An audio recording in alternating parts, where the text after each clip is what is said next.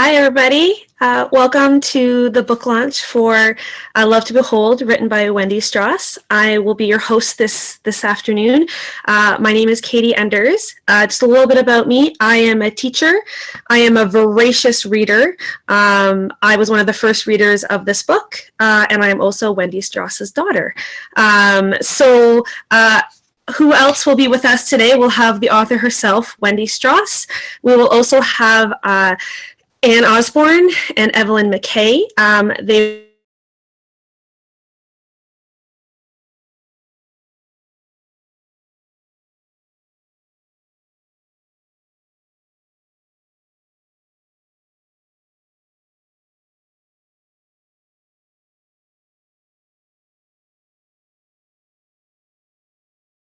as well as discussion about the book afterwards with Wendy and our special guests. So sit back and relax. We can't see you or hear you. It's just the panelists who are on screen. You are in listen and view mood only today. However, you can interact. If you have any questions that you would like to ask, at the bottom of their screen, there is a little Q&A section. If you have any questions that come up as you're listening to our discussion, you can type them in and we'll get to them if we have time.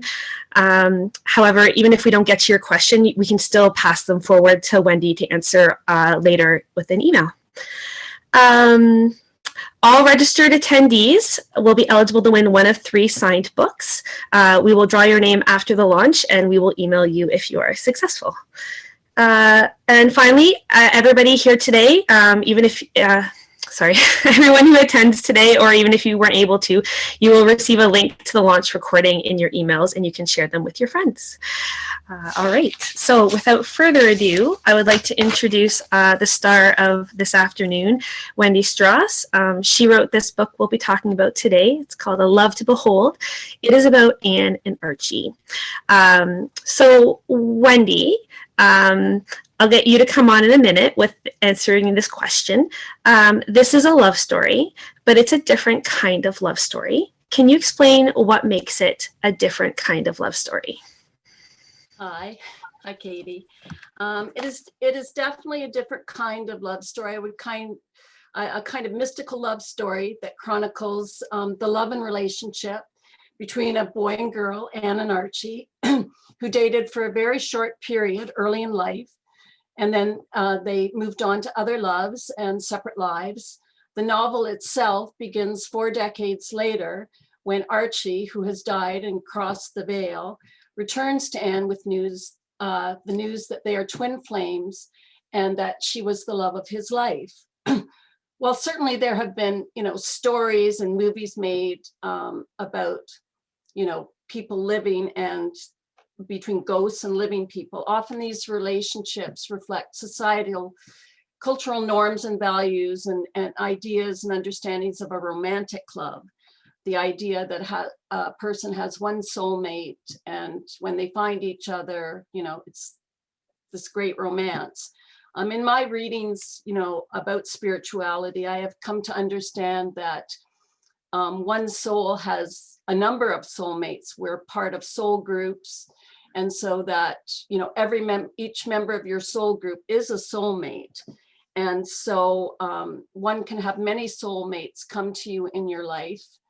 And they're usually always loving and supportive relationships. They don't necessarily have to be a romantic relationship, but it is always a loving and supporting one.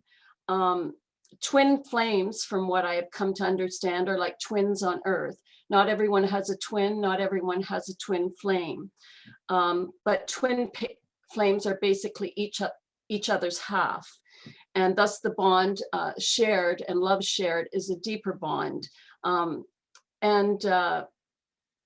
When twin flames meet on earth, there is often instant recognition, and the relationship is marked by unconditional love, a love that is deeply respectful in nature and one that honors each other's choices and situations. It is deeply respectful in nature. And because of this unique bond shared by twin flames, I wanted to write a love story about this kind of love, this unconditional love. what that kind of love and relationship would look like, how it would manifest in an ordinary life, and what that would look like if one twin flame was still alive, but one was dead and had crossed the veil. A Love to Behold tells that story. Hi, thank you so much, Wendy, for explaining about twin flames and what makes this such a different kind of love story. And to get us into this story and your writing, you're going to share your first excerpt with us. Can you explain what it will be about? The first reading is from a chapter entitled Remembering Anne, the Reluctant Goddess. Some years before the actual story takes place, Anne, the main character, belonged to a goddess circle. What I am reading is an entry from Anne's personal journal in which she had recorded her experience of the goddess's week-long sojourn in Ireland. It is evening, and Anne is reading the entry to Archie, her twin flame, who is in spirit, because he had asked her to. Something happened at the cliffs of Mar, which I could not put my finger on. I felt tension between the two sisters, Maeve and Ariel. As we regrouped at our cars, we agreed to meet back at the beach by Kilfenora and then head to the Caelian town after dinner. Arriving at the beach, Joyce, Gabby, and I took off our socks and shoes, rolled up our pants, and waded into the ocean, playing in the waves. At one point, Joyce said she still wanted to go to County Clare. I turned and said, "This is County Clare, we're in it." We all started laughing and continued to jump over the waves. As the sun set, we carried on, playing and giggling. I even took a photo of my feet in the ocean. For that brief moment in time, it felt as if we were children again. So much so I observed a group of young boys staring from the shore. They seemed transfixed by us. When it grew dark, we walked up to Vaughn's barn where the Caeli was taking place. We were told Kilfenora was the home of the Caeli, and that here, Anna instructed people for miles around in this form of dance. Young men and women even came from Italy for the month of August to seek her instruction. The barn was not huge and looked to be relatively old. It had stone walls, and the wide planked wood floors were well worn. There were 2 rooms or spaces in the barn, but the wide opening in the connecting wall made movement between the 2 spaces easily accessible. At one end was a bar around which many people were mingling. Beside the bar was a raised platform for the small band. While clearly strangers, we were immediately embraced by all there. We met Anna and spoke with her for a short while. She encouraged us to dance, even though we had no idea how to dance the Caeli. It didn't matter. One group of her students grabbed us and said not to worry, they would show us what to do. And so we danced and laughed until well past midnight. The fellows with whom we were dancing asked us to come back to their place. However, we knew we had to get back. As it was, I worried the others might be a little cross that we would be returning so late. On our way home to the castle, the 3 of us were laughing, high on life, all the while wondering what had happened to the other 3 goddesses. We arrived late, around 2 in the morning. Since we had 2 bedrooms, I was bunked with Maeve and Karen, both sound asleep. Maeve roused slightly and said they got lost and returned early. That night, as I crawled into bed, I dreamt of Merlin and the Philosopher's Stone. It was such a magical day, and I truly felt as if my guides were trying to nudge me along my path to step into my power. Thank you so much, Wendy. So now that section is all about a trip that you took to Ireland with your goddess group. Can you tell us a little bit more about how being a goddess informed your writing of this novel? Well, the experience was very magical. It was we were 8 goddesses, 8 people originally that came together to celebrate the winter solstice. And then we started meeting weekly, holding circles, sending energy to various places, people, animals in distress. And then it culminated in this week-long trip to Ireland, which was very magical. And it was two goddesses are here today, by the way. They're registrants. So hi there.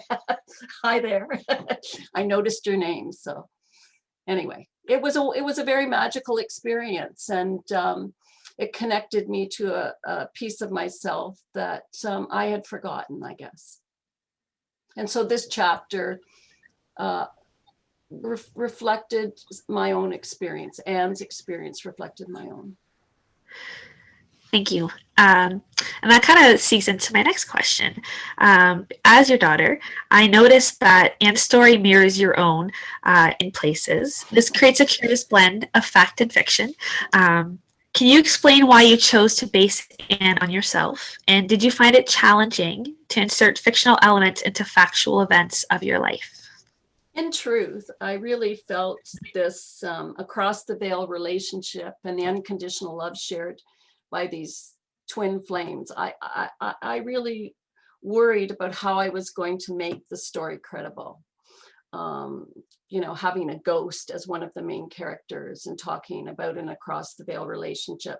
As such, I wanted to ground the story in an ordinary life. And the ordinary life I knew best was my own. I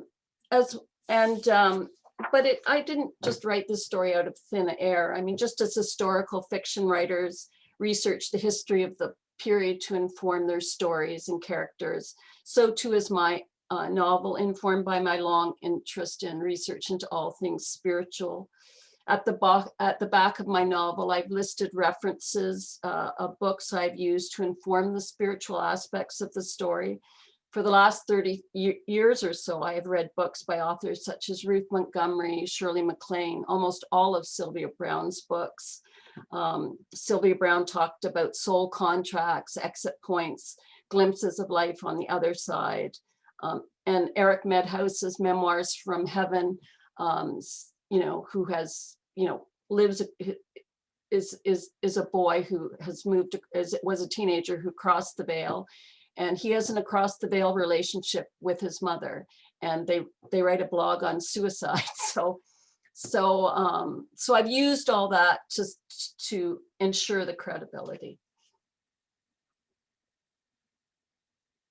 Hey, thank you, Wendy. Now, you call me Mom, you know. I know, sorry. I know we talked about this, but it just seems natural to say Wendy. So it might be Mom, it might be Wendy, I don't know. So what I'm going to do now is I'm going to bring Evelyn McKay on. She was one of the early reviewers of the book, and she was one of the first people to introduce my mom to spirituality. So here is Evelyn McKay with her question.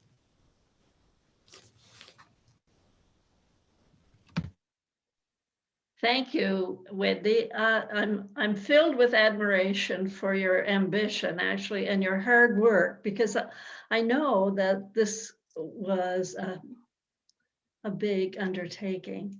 And I know from your bio that you had done a PhD in history, which also was a huge undertaking. And I'm wondering how your work in your PhD and the research there informed your work with this novel.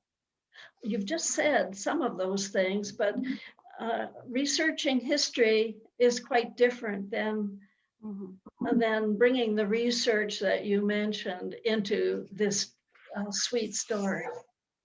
When I first read your question, I recalled a dream I had when I first did my when I first began my doctorate. I was standing in a very big hole in the earth, surrounded by earthen walls. And when I looked up, all I could see was sky.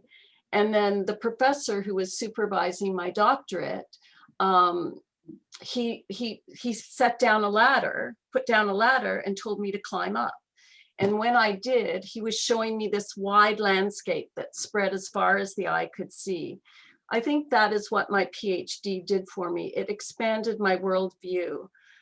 Truthfully, when I was in high school, if someone had ever told me I was going to do a doctorate in history, I would have told them they were crazy. I hated history in high school. It was all about kings, people with money, soldiers, warriors. You know, it was a narrative of change, and they felt only powerful people could effect change. Consequently, there were few, if any, women, children, ordinary people. As such, the subject held little interest for me. It was only 2 decades later when I returned to university to do an undergraduate degree. History as a discipline of a study had changed. They were undergoing significant changes. It was about social and cultural history, including voices of the past who had previously suffered exclusion and discrimination. It was only then I thought, okay, this interests me. And history demands that you have a great imagination, because to look at the groups of people, ordinary people, you had to look at old sources in new ways to find ways to, how can we find these people? How can we find out more about them? And right, uncovering those individuals who had been ghosted from the landscape, and write new stories with new characters. I don't think it was an accident that at the same time I was doing my PhD, my interest in spirituality was sparked through reading, watching Oprah shows, being a member of the Goddess Circle, attending various spiritual workshops. Again, it was about expanding my worldview. While many might be surprised at what some consider very disparate fields of study, both encouraged me to be open, to trust my knowingness, to expand my worldview, my understandings of others, move past judgment and try to understand people, why they did things and how they lived. I remember handing in my first draft of my first chapter of my dissertation, and my supervisor returned it with comments. And I asked him, I said, well, should I fix it? And he said, no. He said, keep going. It is only when you reach the end that you'll know what your book is about. Wise words I still hold dear.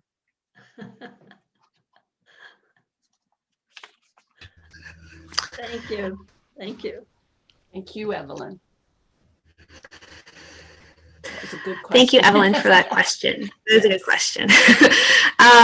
So now, Mum, you are going to give us a second reading. Can you tell us a little bit more about that?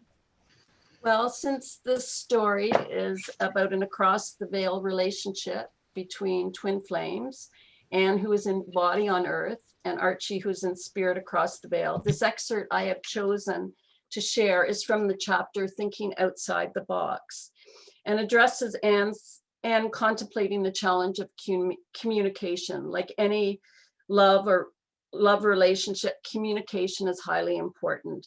And so as the author, I had to imagine various possibilities of how they would talk with each other.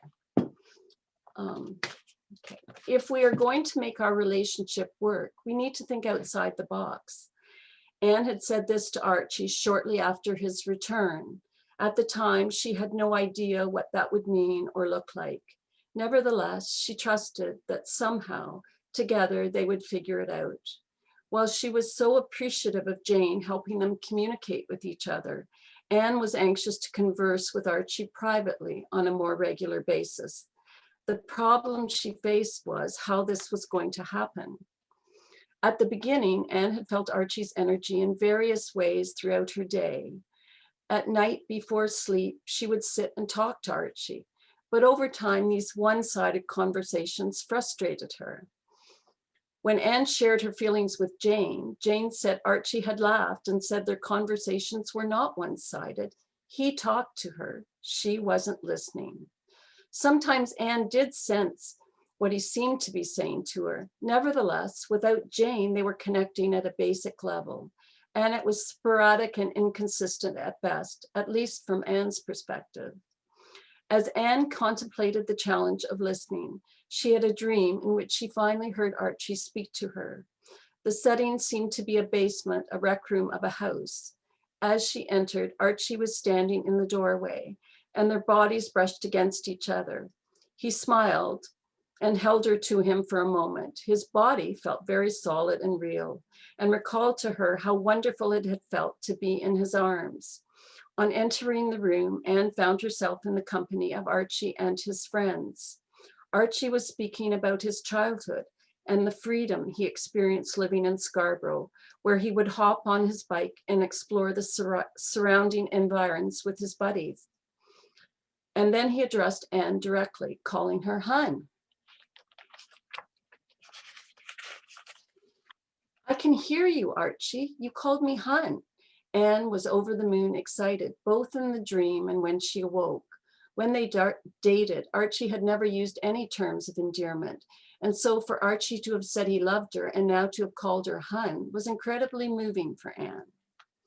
In one of the spiritual workshops facilitated by Jane and Olivia, Anne had learned that spontaneous writing was an effective way one could communicate with spirit, your high self, angels, or spirit guides, and have a record of what was said to review later as well. As a meditative exercise, Anne and the other participants had had an opportunity to practice having a conversation with one of their guides or angels. Up till now, spontaneous writing was something Anne used rarely, in part because she never really trusted what was being said to her, as if somehow she was making the conversation up in her head. But it had been over a year since Archie's return. At one session with Jane, Archie explained he was with Anne because she had asked him to stay, anxious to move their relationship to the next level. Anne determined to try spontaneous writing again. Hopefully, it would be easier with him. Thank you very much, Mom. Now, I would imagine as a writer, when one character is across the veil and doesn't have a body, the communication between the two characters and trying to convey a love story would be very challenging. Can you touch on that a little bit more about some of the challenges you had creating this really moving love story, but one character is across the veil and one character is in body? Well, when I was contemplating the story, I did read or watch a couple of movies, The Ghost and Mrs. Muir and Ghost with Demi Moore and Patrick Swayze. And both ghosts were real people, real actors. So it was easy to imagine them in a novel. When you're writing it, it's more challenging because you don't have that actor as a character. I think in Ghost, Demi Moore's character, I mean, she needs a medium really to talk to Patrick Swayze. And in some of the spiritual books that talk about, like Eric Medhouse's memoir From Heaven, I mean, he communicates with his mother through a medium. He wrote his book through a medium. So, and in Robert Schwartz's book, Your Soul's Plan, where he's looking at individuals' pre-birth plans, he uses mediums to find out. So, and initially in the story about Anne and Archie, Archie comes to Anne through a medium. But over, in other books and in my On the Spiritual Path workshops, facilitated by Anne and Evelyn, I learned that you can communicate to high self, spirit, spirit guides, angels in different ways. And so I tried to incorporate these methods into, the developing relationship of Anne and Archie. Prayers, dreams, meditation, spontaneous writing, all things Anne tries out and uses to communicate with Archie. Again, all this depends and is reliant on Anne's willingness to be open and to trust her knowingness. The spirit of Archie says to Anne early on in the story, he talks to her, but she wasn't listening. And so, as in any relationship, Anne had to be open and trust her knowingness to listen to what he was saying to her. Thank you, Wendy. And sorry, now we're going to have Anne Osborne. She has a question for you. So here is Anne Osborne. Well, hi. Hi, Anne. Wendy, I know the love and the focus and the effort that went into the writing of this book, and the part of yourself that you gave to the writing and the whole process. But there comes a time for every author when that baby, this book that you've created, goes out into the world, and now it's out there for everyone. How has that experience been for you? How have you experienced that? Well, it's interesting, you know, I go back to my supervisor's words. It's only when you get to the end of the story will you know what your book's about. And I kind of feel that as I've prepared for the launch and been answering these questions, they've made me fully appreciate and contemplate what I've been talking about in this book. I've always had a great imagination. Since the time I was a little girl, I loved to withdraw into the world of books, my imagination. These were safe places for me to explore other people, other relationships, other countries. Often when my mother turned out the light, I would make up love stories in my head. And I know it was in our first house, so I was under 10 when I did this. As I grew older, I became aware that this was how my child self manifested and how I connected to my soul, my spirit through stories, I told myself. However, my innate spirituality was and is something that is very private. And until now, I've generally kept pretty quiet and private about, you know, my soul path and my soul journey and my ideas. That I am presenting new possibilities that some may consider slightly radical, me being a woohoo. I'm putting myself out there and it makes me feel very vulnerable to a certain extent. But with all the readings and workshops I've attended, I've come to trust my knowingness.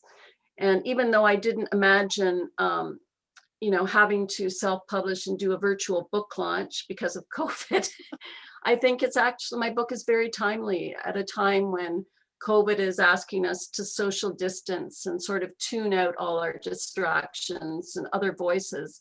It is time to, you know, everyone is going within and having a new self-awareness and pondering the possibilities is something good to do.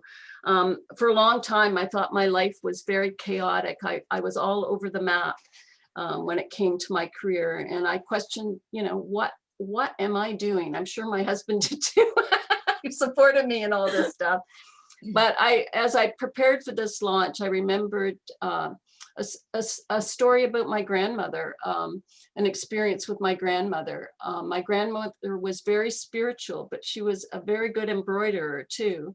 And I remember one summer afternoon, she and a neighbor were out in the backyard sitting in lawn chairs, talking.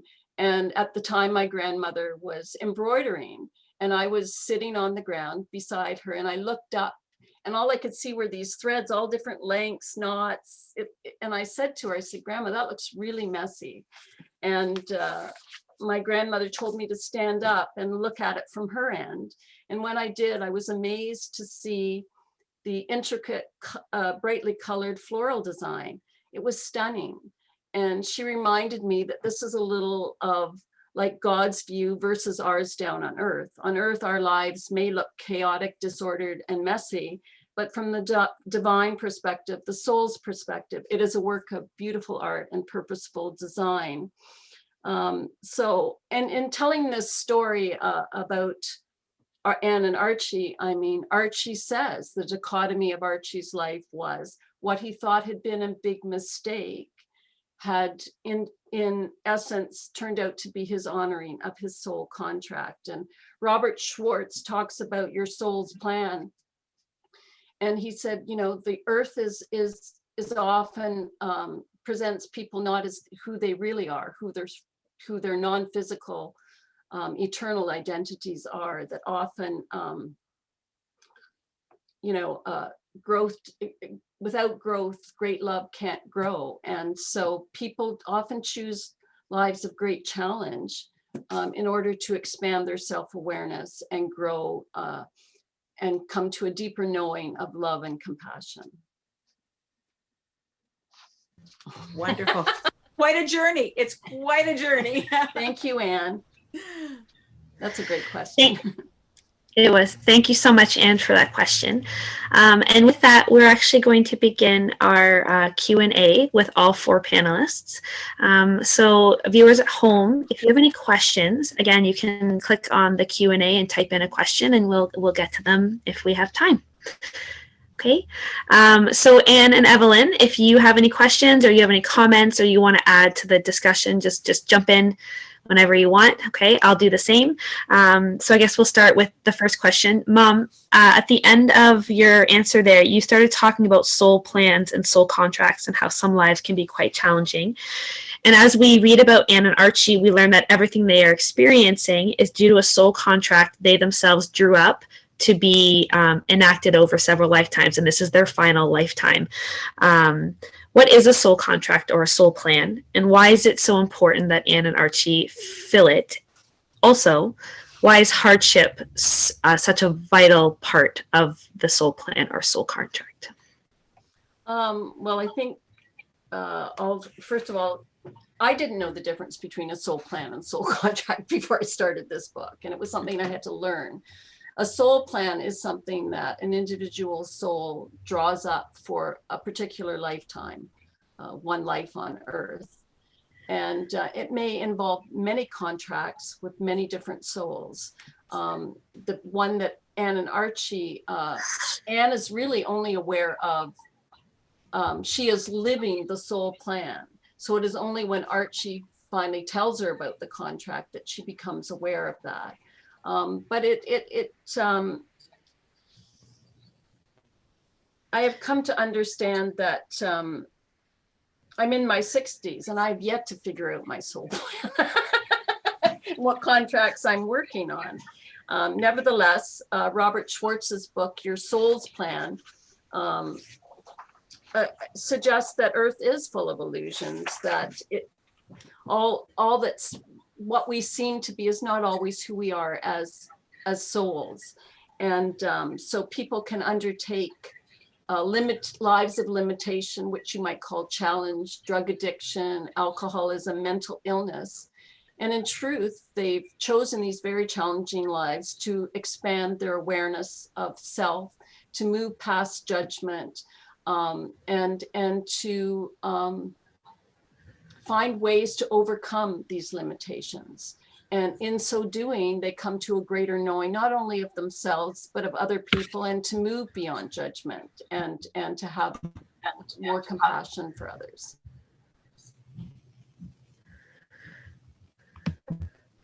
And why is it important for, well, okay, do you want me to ask the rest of it? Why is it important for Anne? No, hold on. Well, I was going to say, because you kind of had a pause there. Okay. Anne and Evelyn, since you were one of the first people that introduced Mom to spiritual workshop, I was just wondering what you thought about the soul plans or the soul contracts, just in general or as it relates to the book. I think it's a great idea. I think, too, I would say that it seems overwhelming, perhaps, especially if we think our life is particularly difficult. But if you're not doing something right, you will be stopped. And I think that's a great comfort. Yes. So you do your thing as you can, and don't question until your nose is up against the wall and you say, I guess I had better change. Yeah. I think there's always choice, and you're supported. There's amazing support from your spirit guides and angels, and there's always choice, right? There's always a time. It's never written in stone. I mean, your journey often is not always what you plan, just like you go on a vacation. Things don't always work out. And I imagine life is the same way, that, when you're planning in your soul's gift, he basically speaks to this idea that it's like Robert Frost, The Road Not Taken. I mean, there's always these forks in the road. And depending which fork you take, it leads you to different places. And I think that you can write this plan, but there is choice on Earth, but there's also amazing support on the other side from spirit guides and angels and your counsel. And we don't always complete a plan. Nope. Sometimes we do, sometimes we don't. That's okay. Sometimes we screw up.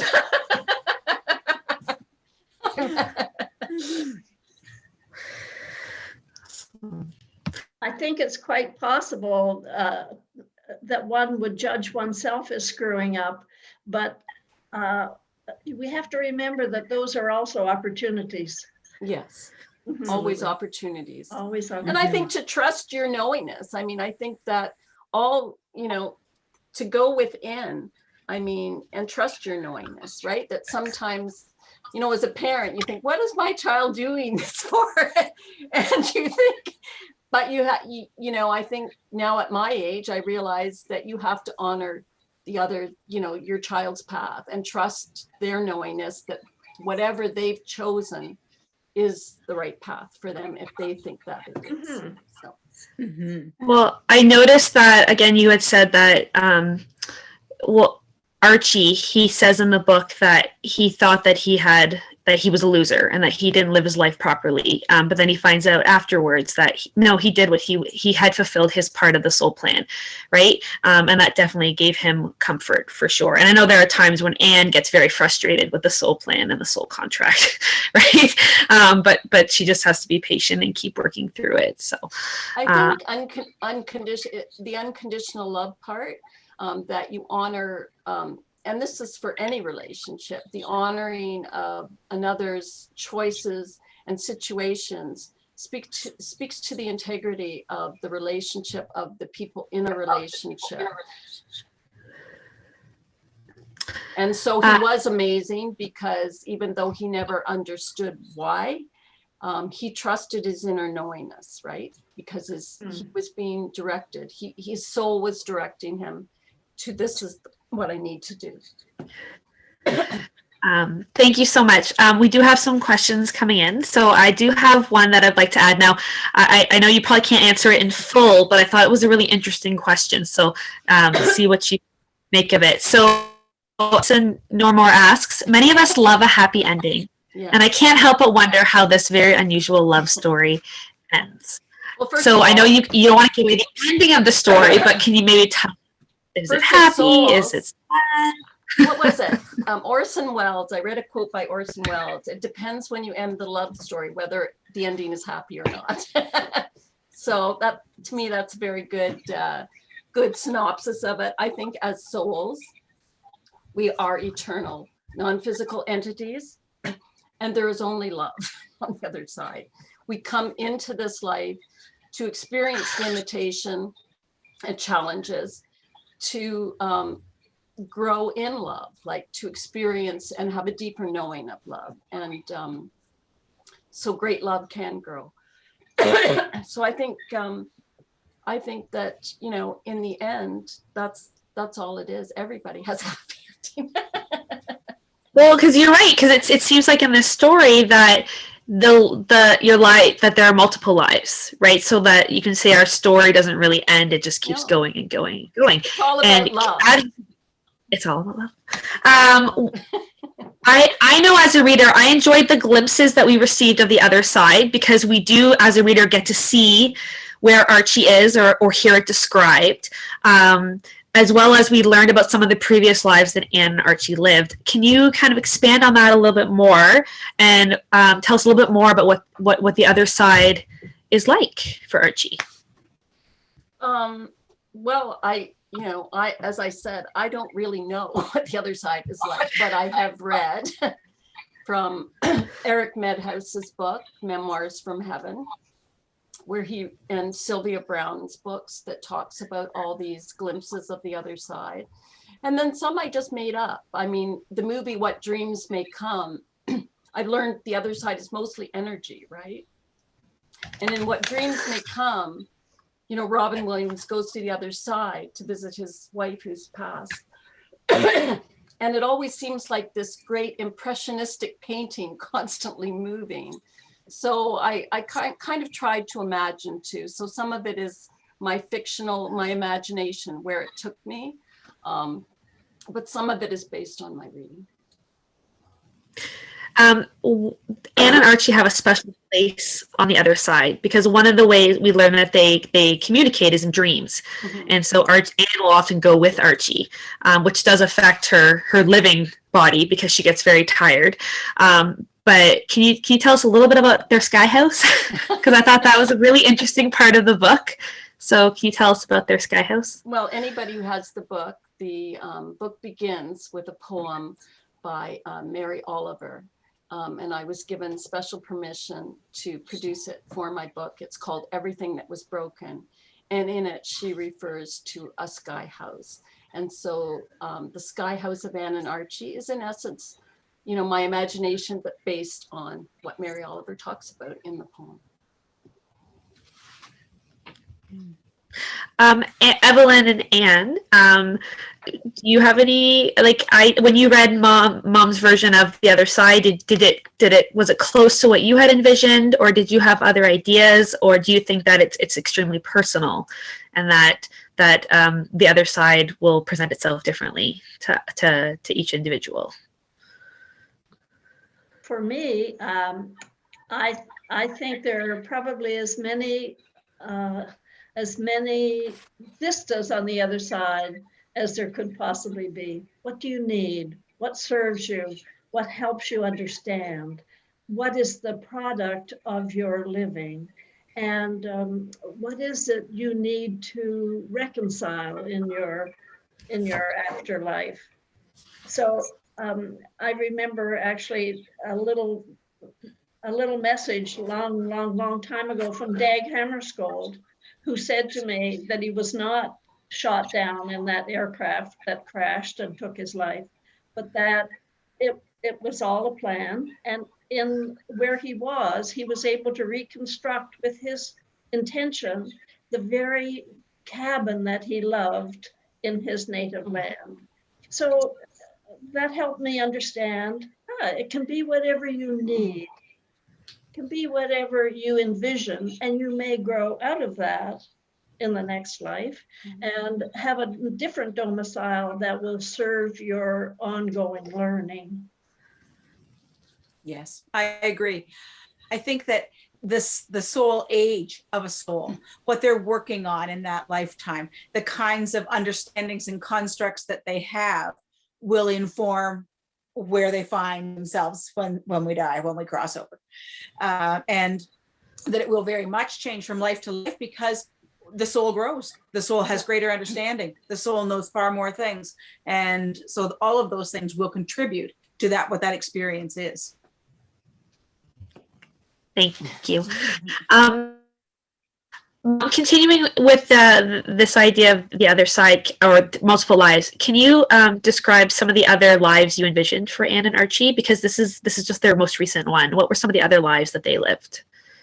What I wanted to do in constructing other lives for these twin flames was their experiences of different aspects of unconditional love. Since this is a relationship that is marked by unconditional love, I thought they would choose experiences, different relationships, different cultures, different different careers. So, a couple of times I had them married, and a couple of times they were siblings. And I thought about making them friends in another life, but then I put that as a possibility that could have happened in the life as Anne and Archie. So I think that that is what I tried to do, is just give that broad experience of love that these twin flames would have chosen. I think that's really neat because I think usually when people think about soulmates, they always think of romantic love, and it doesn't necessarily have to be romantic love, right? Well, that's how it's a different kind of love story, right? It's a different kind of love so I story. thought that was really, really interesting. So there was another question from our viewers. Gail Edward asks, how long were you working on this book, Wendy? Oh, this is my COVID baby. I think I started it I took a course on how to write a novel. And I guess that would be in the fall of 2019. And I started to put it together at the same time. So, and I guess I was pretty much finished,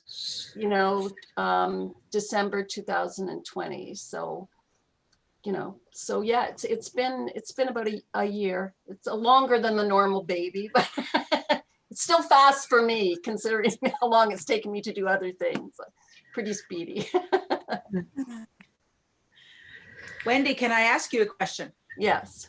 When you were a goddess, did your goddess circle choose different goddesses to be, to take on? And if you did, who were you? Yeah, we actually did. We ended up doing workshops, right? To show, how great it is to do goddess circles. And so we each sort of took different names. I went through a whole book on names of goddesses and thought deeply about this because I thought this was very important, what name to assume. And I ended up choosing one that really is based on my astrological sign, Scorpio. Scorpio is the only astrological sign that has 3 symbols, Scorpion, Phoenix rising from the ashes, and the eagle. And so I called myself Eagle Goddess. And when we held workshops, we had basically put all these names of all these different goddesses. And so when you attended a workshop, people would pick names out of this box. And some of them were amazed at how, my gosh, that speaks to my situation, right? So anyway, I still have the box of little pieces of goddesses' names. Lovely. But it is about transformation. That's why I chose Eagle Goddess, right? Because it was about transformation. Yeah. We're starting to get to the end of our Q&A, so I wanted to ask this question to make sure we don't run out of time for it. One of the themes in this book is about self-love and self-care, because not only is Anne learning to love across the veil, but she's also learning to accept and love herself and just to build boundaries. Why did you feel it was important for Anne and perhaps the reader to learn to love themselves? Well, I think that's a subject I'm a late bloomer, so it's a subject I came to late in life. When I grew up, self-love was never really talked about. And in some ways, if you focused on it, people would say you were being selfish, you had to take care of other people. And so, but as I, became, doing PhD while commuting back and forth to Toronto, and part of the goddess experience, I realized, I was really challenging myself physically, mentally, emotionally, spiritually. I think the reason the goddess experience was so powerful for me was it allowed me to play.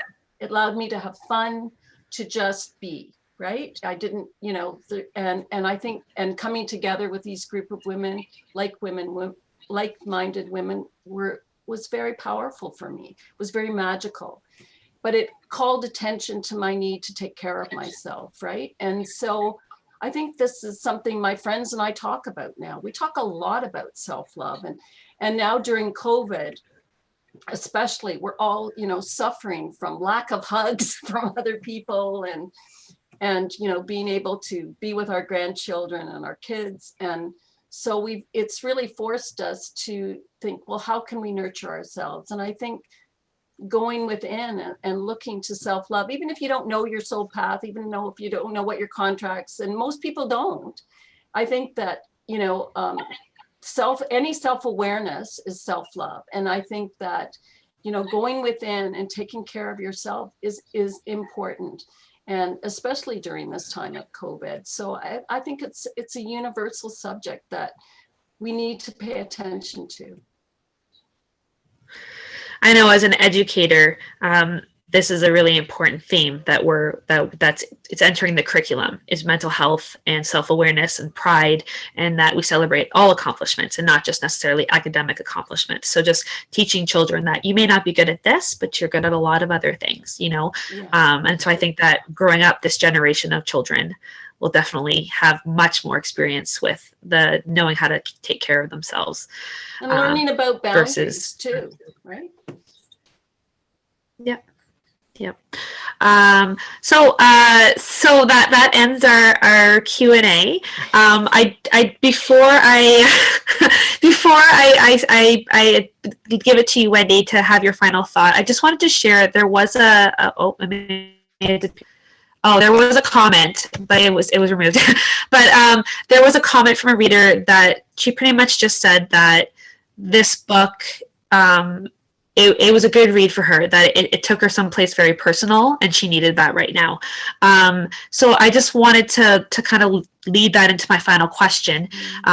What were you hoping that readers would take away from this book, which is very personal for you, right? But what were you hoping that other people might take away from it?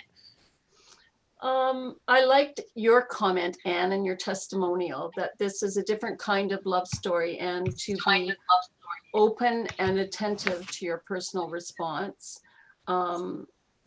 I think in this book I've tried to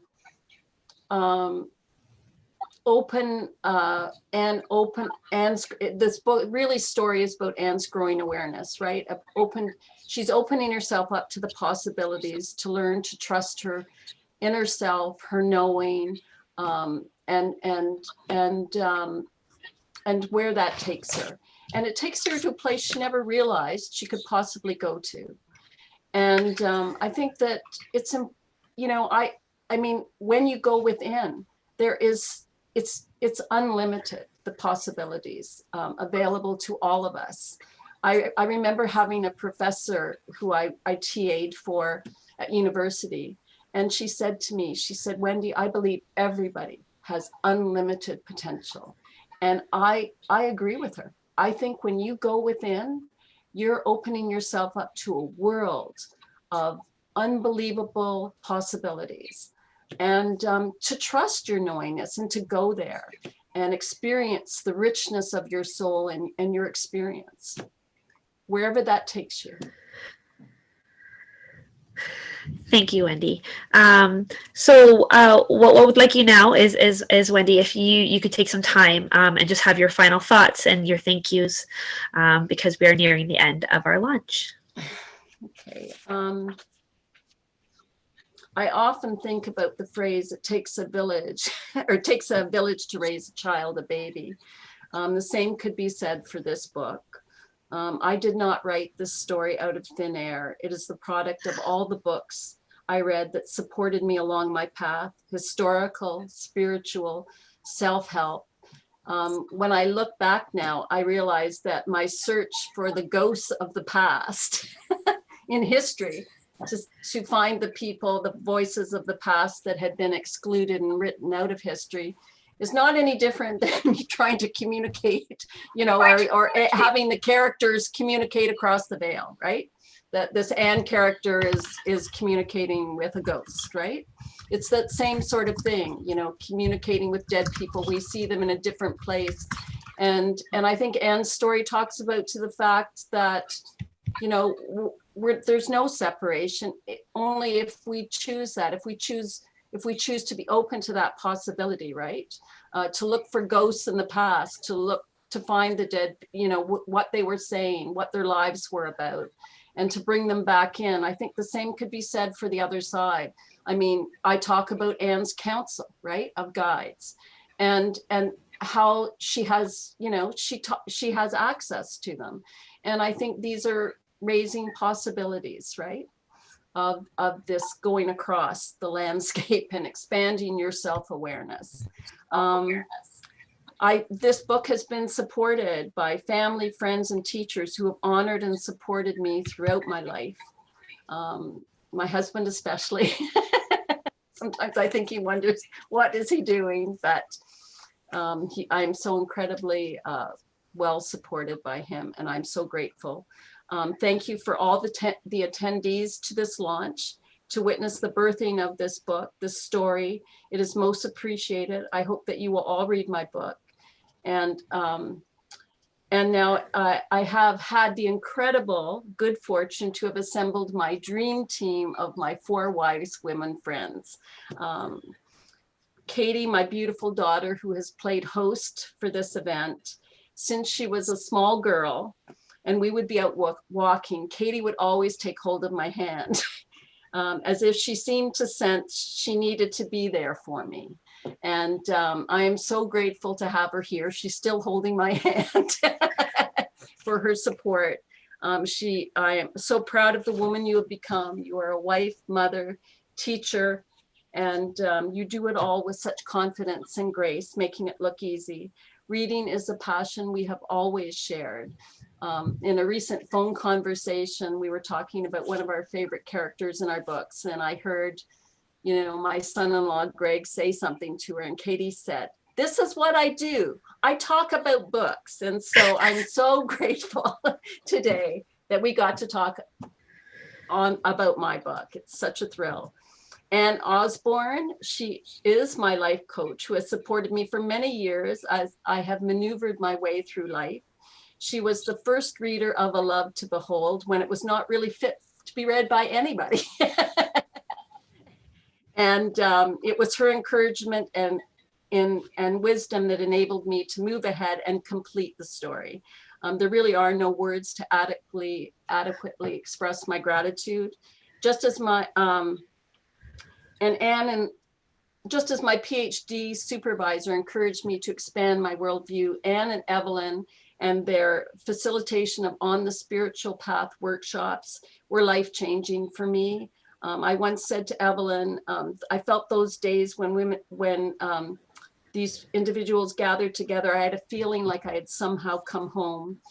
That the attendees, that even though they were strangers, they felt to be by the end of the day kindred spirits. Anne and Evelyn provided a safe place to learn and talk about and share ideas about things I previously only read about: soul contracts, soul ages, how does, the experience of death and dying, reincarnation, spirit guides, and how to communicate with spirit, how to have a conversation and ask a question and receive answers, and to trust your knowingness and all these possibilities. And I think I just I'm so grateful for them, because then I thought, well, why couldn't I write a story about two people that incorporate all these ideas and share it? And it touches me deeply that that you have all supported me in writing this, in this endeavor, being early readers, all of you, writing personal testimonials for A Love to Behold, but also by your presence today and your insightful questions. It was very helpful. And finally, but not least, Lisa Evaldi, the woman behind all of this. I'm reminded of the scene from The Wizard of Oz when Toto pulls the curtain aside to show the man behind the screen, and the wizard says, "Pay no attention." Well, today I want to pay attention to Lisa. She is the woman, the goddess behind the curtain, my wise woman friend. She has been and is amazing. This launch, the website, all the various and multiple intricacies linked to organizing the launch, the birthing of my book. I could not have done it literally without her. And I'm very grateful to be able to call her my friend, but she has been an indispensable support to me through all the business and challenging of putting my book out there to the public. So thank you, Lisa. Thank you, Wendy. So now the woman behind the screen, she's going to put up a beautiful picture that will have the website and the email address so that you can go and buy this book. You can buy the book at alovetobehold.com. And just a reminder that all registered attendees will receive a link for the launch recording that you can share with your friends. And that we will be drawing 3 lucky names to win a copy of the book, and that will notify you by email. So I just would like to do a final thank you. Thank you, Anne Osborne and Evelyn McKay, for being with us today. Thank you, Lisa Evaldi, for making sure that everything ran smoothly on the technical side of things. And lastly, thank you to Wendy Stross for first writing this book and then self-publishing and sharing it with us so that other people. There was one last comment that was written. I just want to say that they thought this book was very important, especially in COVID times where a lot of people are struggling with that self-awareness and why, and so this book sometimes it tries to answer why. And I think that's a kind of a nice reminder that that there may be a thread running underneath everything, right? That broderie example that you put up, where it's messy on the one side, and that's the side we see, but on the other side, it's this beautiful picture. So, So again, thank you very much. And our viewers, thank you so much to you as well for being with us today, because we couldn't have had a successful book launch if we hadn't had all of you watching at home. So tell your friends, tell them about the book and where they can buy it, and feel free to post on Twitter, on social media, on Facebook.